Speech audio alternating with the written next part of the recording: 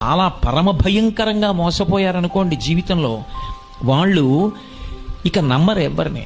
వాళ్ళకి అనుమానంగానే ఉంటుంటుంది. నేను వివరం చెప్పకూడదు కానీ సభాముఖంగా నా దగ్గరికి ఎవరైనా వస్తే, బాగా పెద్దవాళ్ళు వస్తే, నువ్వు నా కొడుకు లాంటి వాడివయ్యా అంటుంటారు. కొంతమంది మీరు నా తండ్రి లాంటి వారండి, అన్నయ్య లాంటి వారండి అంటుంటారు. ఒకప్పుడు నా దగ్గరికి ఒక ఆవిడ వచ్చింది, అంది నువ్వు నా అల్లుళ్ళు లాంటి వాడివయ్యా అంది.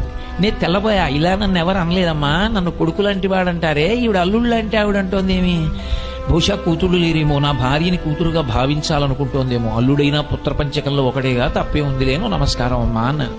నేను నిన్ను అల్లుడని ఎందుకన్నానో తెలుసా? నాకెలా తెలుస్తుందమ్మా అన్నాను. నేను ఒకప్పుడు తీవ్రమైన జ్వరంలో ఉండగా నాకు ఒకే ఒక్క ఇల్లు ఉంటే, అమ్మా నగరపాలక సంస్థ వాళ్ళకి చెల్లించేటటువంటి పన్ను తగ్గించుకోవడానికి దరఖాస్తు పెడుతున్నానని నా కొడుకు నా చేత సంతకాలు పెట్టించుకున్నాడు. ఇల్లు తన పేరు మీద మార్చుకుని నన్ను తీసుకొచ్చి రహదారి మీద వదిలేశాడు. నా కూతురు అల్లుడు నన్ను పోషిస్తున్నారు.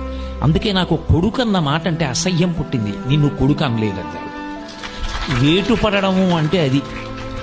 అసలు కొడుకన్న మాటను ఆవిడ నమ్మలేకపోయింది. ప్రపంచంలో అలా ఏ తల్లి అందో. కుపుత్రోజాయి తత్వచితపి కుమాతాన భవతి అంటారు శంకరాచార్యుల వారు. అటువంటిది ఆవిడికి కొడుకన్న మాట అంటే అసహ్యం ఏర్పడింది.